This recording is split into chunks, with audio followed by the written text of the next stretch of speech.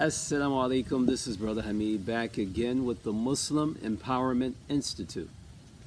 You know, I've been noticing some Muslim brothers and sisters online talking about this concept of a high-valued man and a high-valued woman. In other words, they're saying that this person or that person will be a bad husband or a bad wife, or to say that this person doesn't have any value because of some certain criteria. So it appears we're using the categorization methods of those who don't share the same theological or moral framework of Islam in order to rate potential spouses. So I want to discuss this and give an Islamic perspective on this whole thing. This stuff is becoming real popular today. Now, a good brother put me on to this movement called the MGTOW movement, which is an acronym for men going their own way some years ago. And at that time, it was comprised of mostly white guys whose online content revolved around men just whining about their failures with women and how men get destroyed in divorces. And a lot of the things that they were saying did make sense, but it just came off as a bunch of disgruntled men just complaining about things outside of their control. And then I noticed they coined this term called the Manosphere, and then black content creators started lamenting about women, and that kind of sparked my interest a bit. So this Manosphere space, for those who don't know, is a phenomenon that is basically a response to modern day feminism. We've heard the complaints of women for decades in their fight for quote-unquote equality and trying to do everything that men can do. Now, men have created a space for themselves to complain about how feminism has affected relationships and the state of modern women. So some women today are saying they don't need men. Well, actually, it's a lot of women saying this if you live in the West. Maybe your wife told you that since she has a job, she doesn't necessarily need you, and she behaves as such, okay? And a lot of these Manosphere men are saying they don't need women. You know, they're waiting on technology to advance so they can marry robots, okay? So you have one unhealthy extreme of feminism to another unhealthy extreme of the Manosphere, or the men going their own way movement. So how did we get here? I'm going to talk a little bit about feminism and its history, the state of black male and female relationships in America, and how the powers that be desire relationships in the black community to be the gold standard globally. And then I'll give an Islamic perspective on all this stuff. So I'm going to just cover a few of the key points on feminism as far as history is concerned. First, in 1848, a women's rights convention took place in Seneca Falls, New York, and they had a Declaration of Independence of sorts which called for women to have the right to vote, equal rights to education, and equal treatment under the law. This will be the beginning of what we call first wave feminism. And at this time, a lot of the women's rights advocates were also active in the abolitionist movement, which called for the freeing of enslaved black people in America. So there was a slight intersection between black people getting their human rights from the white power structure and white women attaining their rights from the white power structure. The two groups parted ways because it became clear that despite white women wanting black people to be free, they didn't want black people to be equal. Okay? This became more evident later on during the second wave of feminism, around the time when women got the right to vote in 1920 through the 19th Amendment. Second wave feminism also coincided with the second wave of the Ku Klux Klan, when white women became more active in that group. These women sought to strengthen white supremacy by including women. So there was a lot of overlap between white supremacy and feminism but that's another topic. So late in the 1960s, some white women started to advocate for what they called reproductive rights, which was really their right to use abortion as a form of birth control, as they still want to do this now. All right. This also coincided with the sexual revolution and all this free love stuff, which promoted sexual promiscuity with women. So you see how all this stuff ties together. So these white women also advocated for the Civil Rights Act, which they were the primary beneficiaries. And honestly, while black people in America were not so much, not too much of a benefit. It's debatable, I suppose. They passed the Equal Rights Amendment in 1972, and white women began to really gain social ascendancy. During this time, they started the gender studies departments at the university so young women can learn about the alleged oppression of the global patriarchal order. And all this was part of the second wave feminism. And then with third wave feminism in the 1990s, you started to see more women in corporate leadership positions, and gender norms were challenged more in popular culture. Okay, you had TV shows like Sex and the City and others. Currently, we're in the fourth wave of feminism, which is characterized by the Me Too movement, where women speak out about their alleged sexual assault from men, and also where many men were falsely accused of assault and then they lose their careers as a result. Now, this feminism thing in the black community worked a little differently than it did in white America. So just to rewind a bit, in the 1960s, white women who were active in the feminist movement tried to galvanize black women who were active in the civil rights movement and or the Black Power movement to come on over to their movement of fighting for their gender instead of them fighting for their race. If people are familiar with Angela Davis, she pivoted from advocating for the Black Panthers and these Black Power groups and being pro-communism to pushing feminism. So as a result of all this, the enemy was no longer the man to the black feminists, the white man. The enemy became the black man. Now here's the thing. Black women were not catching hell because they were women. They were catching hell because they were black. And those women who left the Black Power movement were brainwashed into thinking otherwise. Those white feminists conned black women in America into believing that their enemy is black men, and black male and female relationships in the black community have been suffering ever since. Now, when black women went over to the feminists in the late 60s and early 70s, a cultural change was occurring within the black community. This cultural change also coincided with Lyndon B. Johnson's welfare program. Lyndon B. Johnson was a former president.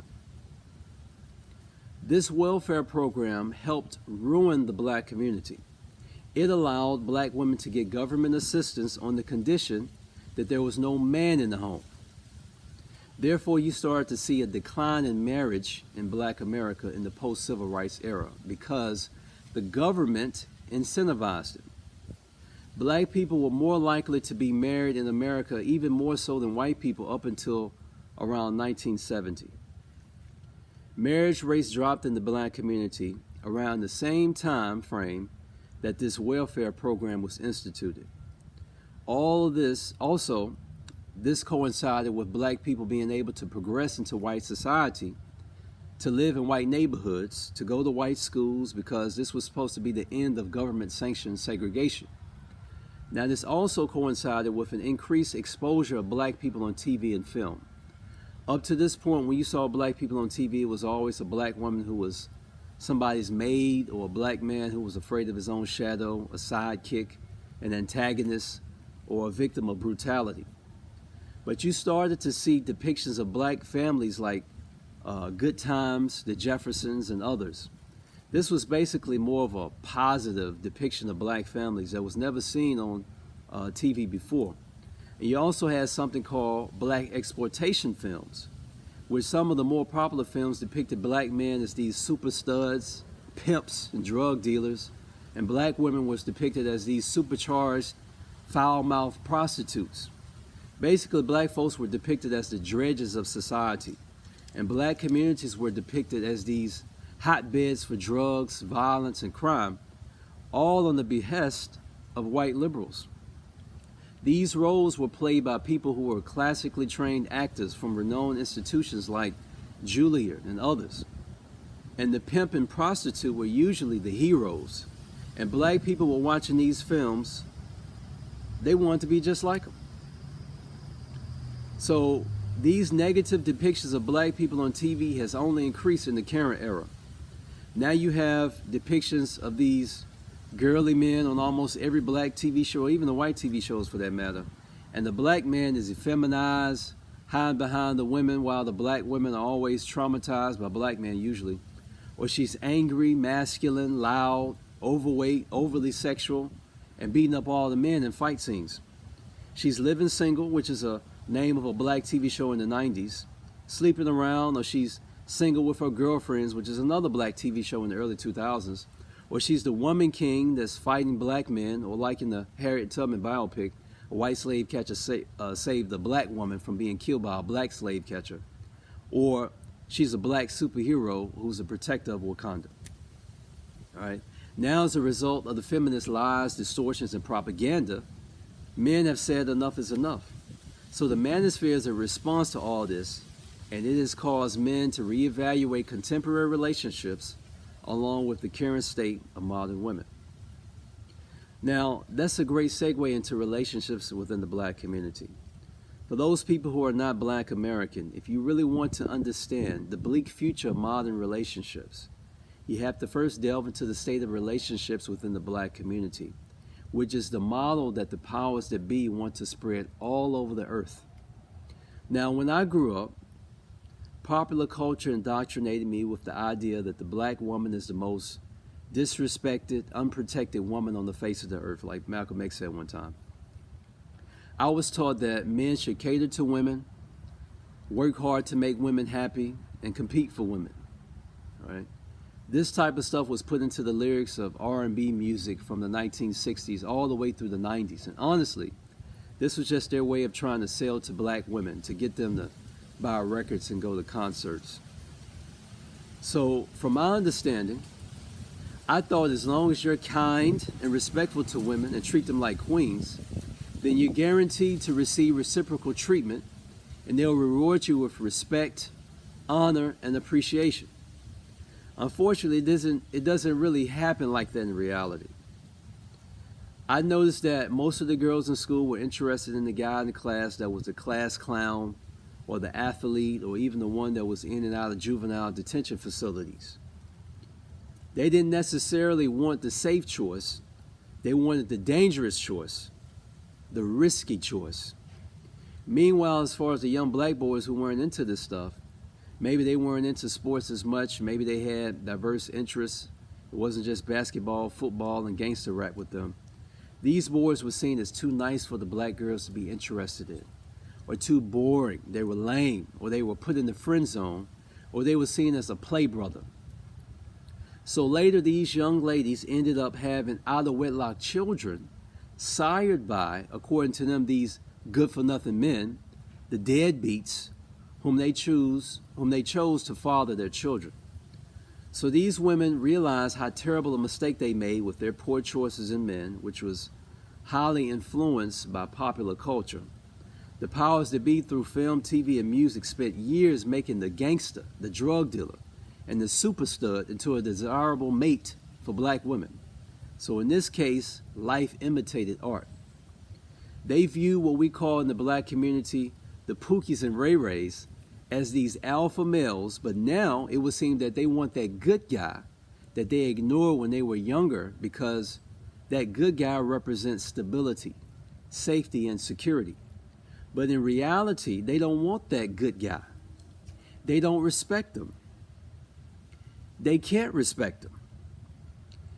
They still want Pookie and Ray Ray, but they want that good guy to help pay their bills, to take care of her and her children, because Pookie and Ray Ray ain't doing none of that. Someone or the government has to do it. Now, these women think that despite being older, with more miles on them, traumatized through a whole lot of collisions, even though they've gone through a lot of failed relationships with several drivers, along with a couple of little rascals in the back seat, They think they should still be able to demand the same price as a brand new car.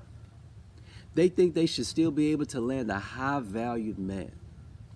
Usually when you go buy a car, the car salesman will ask, what's your price range? You may say, I'm just looking for a cheap used car for under $10,000 that you're not going to ever take out of town because it's too risky and it ain't worth it. So the car salesman will take you around back and you'll see the cars that are visibly older, multiple owners, obvious signs of wear and tear, maybe some body damage, and high mileage. Those cars are going to be naturally cheaper than a new car because you may not be able to drive them as long. If that's all you can afford, then so be it. But if you can do better and can afford it, you should get a brand new car that's never been driven before. With no collisions, no body damage, leather seats fully loaded, which you'll be able to drive for a long time with fewer problems. But to know that you're not going to get equivalent service with a used car as you would with a new car, yet you want to charge the price of a new car, then that's absurd. Once you start having a bunch of accidents, that's when your price goes down. You got some dealerships that won't even sell a car that's been in an accident because they know the value is low and it'll be difficult to sell it to someone. So you have these older used cars with previous owners that had multiple drivers and several past accidents are demanding top dollar to drive them around town, and all they have to give in return is poor service.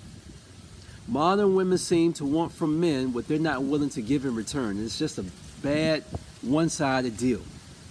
You have women who want traditional men, protectors, providers, but they're not traditional women, and they're far from it.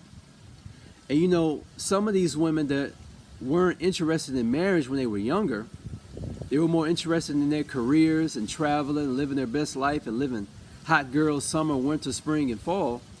They ask, where are all the good men? And the answer is, these women, when they were younger, they rejected the good men that wanted to make them wives, and they chose the Pookie and Ray Rays that wanted to make them single mothers. And those good men either found traditional women somewhere in the highways and byways of the earth, or they ended up just focusing on becoming men of influence in their careers or whatnot. Or in some cases, they became Pookie and Ray Ray because they realized that that's how you get women in the black community. And you have women that have the audacity to have a high asking price, like a house that's been on the market for months in a seller's market with low inventory, where it's hard to find a decent house for a decent price. And they've been unoccupied for years with no offers on the table. You'll question why a nice looking house has been sitting for so long. But until you go inside the house, then you'll see why. It looks good on the outside, but bad on the inside. And no one thinks the house is of any value but the seller. Now that's black and male and female relationships right there from a male's perspective in a nutshell. Now I didn't mention that black people are the last to marry and the first to get divorced. And in the event of divorce, it's the women that are filing. And that's across the board in America. And usually, when divorce is considered in the black community, usually the woman's friends and relatives are telling her, leave that guy. You can do better without him. There's plenty of men out here that will want an older, bitter woman that is uncooperative and uncompromising. And it's just fantastic lies. Okay? Now in other countries when divorce is considered, the woman's family is chastising her. They'll tell her, you need to save your marriage. You're doing something wrong. You'll bring shame to your family. You'll never be able to remarry and all this stuff.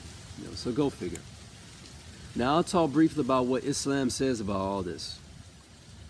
Now in Islam, if someone feels like they need marriage, if it's a man that desires intimate relations, he wants children, someone to keep his house clean, to cook or companionship, and he can afford a wife, then he should get married. Now, if a woman desires children, desires intimate relations, she needs someone to help pay her bills, she's able to provide the things that a man will want from her, then she should get married. Now, if you're a man that desires marriage and you can't afford a wife, then you don't qualify for marriage. You got to step your game up financially first. If you're a woman that desires marriage and you believe only the men have obligations in the marriage and not the woman's only job is to receive what the man has to give her. If you think that, then you don't qualify for marriage. Prophet Muhammad sallallahu alaihi wasallam said that women are married for 4 things: her wealth, her lineage, her beauty, and her religiosity. The Prophet said, choose the one who is religious, the one that's on her deen. He also said, marry affectionate or loving women who are fertile and can give birth to many children so that his nation can outnumber the nations of the previous prophets before. The Prophet said, if a woman prays her 5 prayers, fasts during the month of Ramadan, guards her chastity, and obeys her husband, it will be said to her, enter paradise through any gate you wish. We're talking about traditional women here who have traditional values. This is what a man should seek out, and these are the type of women that need to be married. Now, this has to be said in light of our current times. There's a lot of talk these days about women and their trauma and their mental health issues. Women that have trauma in their youth that affects them as an adult need to work through their issues before they consider getting married, either through counseling or whatever methods necessary to heal. Why is this? Because hurt people hurt people. Men and women need to stop getting married when you know that you have issues, mama issues, daddy issues, my dad was too strict issues, or my daddy wasn't around issues. Marry when you're at your best, not when you're at your worst, okay? The only match for a woman that has trauma is a man that has trauma. Therefore, they can traumatize each other. Leave people alone that don't have these issues. Everyone has something, but some of y'all issues disqualifies you for marriage until you get yourself together. This is deceit when people hide their health issues, mental issues, or their trauma when they're trying to get married. You have to disclose your issues in the courtship process and give the person the opportunity to accept or reject you. Who knows, the person may want to buy the used car, the used display at the store that's been marked all up. But you have to let the person know what he or she is getting into before the marriage. This is becoming a big problem in the Muslim community. Now, it's the sunnah to marry women that are younger, but of age, of course, and virgins. This is what the Prophet recommended. And that if these women cannot get married while they're younger, they need to guard their chastity and not live hot girl summer while they're trying to find themselves and live their best life. Now, some Muslim women would say that since the Prophet himself married women that were older, how can you say that it's the sunnah to marry younger women when he didn't do it himself? And that's a good question. Now, for one thing, Aisha was a wife and she was younger, so that's an exception. But in Islam, the sunnah is to do what the Prophet told others to do, not necessarily the things he did. We can't do everything he did because he has a higher status than the rest of the humans, and some things were exclusive to him. Now, the Prophet did marry older women later after his first wife, Khadijah, may Allah be pleased with her, died. And some say she was a lot older than the Prophet according to some narrations.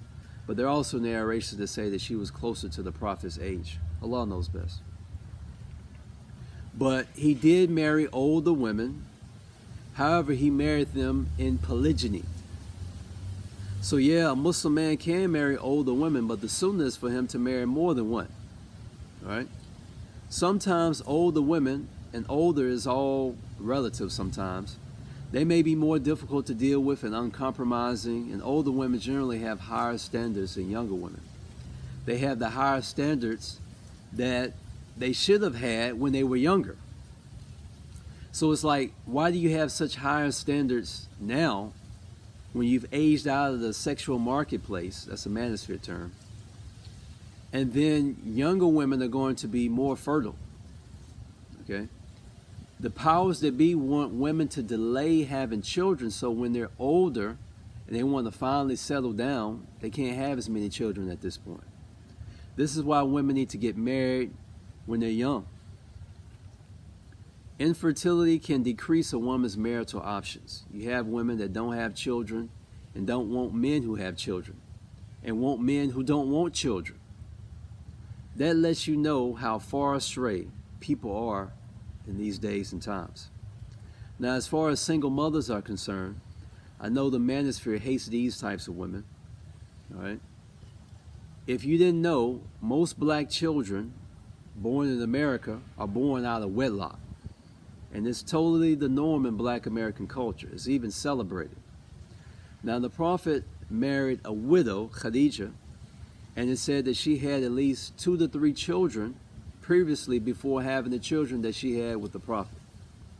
However, her previous children were in marriages, and it's not the same as women who had their children out of wedlock, and the children's father is somewhere walking around above the earth. So that's not the same. But I don't believe that Muslim men should parrot the divorced women and single mother vitriol that they get from the Manosphere. When a woman who has children from an actual marriage, and then she remarries, the children are supposed to go to the father, and if he's not around, then the grandparents. I know in black American culture this would be frowned upon, but if that's not possible for whatever reason, the woman needs to accept that the new man is in charge of the household, and he has the full right to discipline the children and to be the head of the household. If the woman wants the man to pay for the kids and be the father, but she seems to have a problem with him disciplining them, then she may need to just wait for the kids to get grown and then try to get married when the kids are out the house and they're older. Now, I don't know what the options are going to be for a woman after your kids are out of the house, but this is what happens in these types of situations. Most of the women out here that are divorced, they initiated the divorce. I don't think these women think about how life is going to be as a single or a divorced mother. And a lot of men in the Manosphere don't see a lot of benefit in marrying these types of women. So if a woman has a problem with her husband, she needs to remember that the grass ain't always green on the other side. And if you decide to get out of the marriage, you may not be able to get into another one. This thing of women who've been divorced, remarrying, that's not common in most of the world today. That's really something that happens, that really only happen outside of America. So women need to think twice about this when they get bored with marriage. Now, a high-value man and a high-value woman as a Muslim should be defined by Islam, not by some people in the Manosphere. They have brought a lot of things to light, and they have some good critiques about modern relationships. But this idea of just dying alone as a man, living like a monk, or just focusing on getting money, just because you can't find this submissive woman that may or may not exist, is just a bad idea, and it's not Islamic. I understand that it's very difficult to find a traditional woman these days in the West. Yet all of the women want traditional men. So it's tough. But to just go on and talking about how bad it is out here, it's just a defeatist mentality, and it's not a healthy way to look at life. The perfect women are in Jannah, and they're not on this side of the earth. And men today are a lot weaker than they were 100 years ago. So we need to realize all of this. Men should marry women who want to be wise, submissive, loving, caring, fit, feminine, and friendly. Women should marry men that are masculine, fit, and have good leadership qualities, caring, and can afford a wife. It's as simple as that. Now, anyone looking to marry needs to do some self-reflection and find out what they have to bring to the table. Men understand that if you can't provide, then you may not be able to get a quality woman. The imperative for bringing something to the table is something that many women in this society don't really think is important. No man wants to go out of their way for a woman that don't want to go out of their way for him. It's expected for him, but not for women in today's society. Women need to bring value in the marriage, just like the man is expected to. It should be an even exchange. The man gives and the woman gives, not just the man giving and the woman taking. Now, as far as the men that qualify for marriage, I know it can be daunting trying to find a traditional woman, even if it's a Muslim in the West. You may have to travel to countries where women are raised to be wives and respect traditional roles and values. Now, that will come with its own set of difficulties and expense in trying to bring a traditional woman to a country that doesn't respect traditional roles.